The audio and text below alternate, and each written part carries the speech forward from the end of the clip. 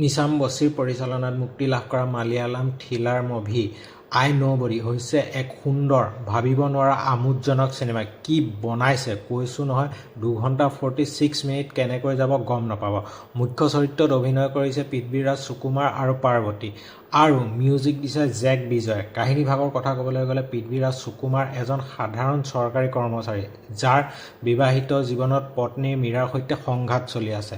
এদিন এটা বেংকত 17 কোটি টকা ডকাইতৰ সময়ত ৰাজীৱ সেইটো বেংকতে থাকে, আৰু ডকাইতে ৰাজীৱৰ মুখখন ঢাকি গাড়ীত ভৰাই লৈ যায়। তাৰ অলপ সময় পাছতে এটা পথ দুৰ্ঘটনাত গোটেই ডকাইতখিনি মৃত্যু হৈ যায়, আৰু লগতে চুৰ হোৱা ধনখিনি নিৰুদ্দেশ হয়।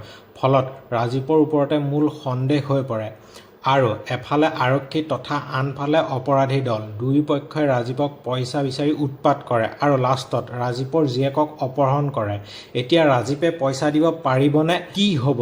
মুঠতে এটাৰ পিছত এটা টুইষ্ট আহে। লাষ্টত ক'বলৈ গ'লে দীনেশ পুৰুষোত্তমৰ দৃশ্যগ্ৰহণ, সুন্দৰ মেকিং, পৃথ্বীৰাজৰ উৎকৃষ্ট অভিনয়, ভাবিব নোৱাৰা থ্ৰিলাৰ, একশ্যন, এই গোটেইখিনি মিলি আই ন'বডি এবাৰতো চাব পাৰে, তাকো ঘৰতে বহি জিঅ' হটষ্টাৰত।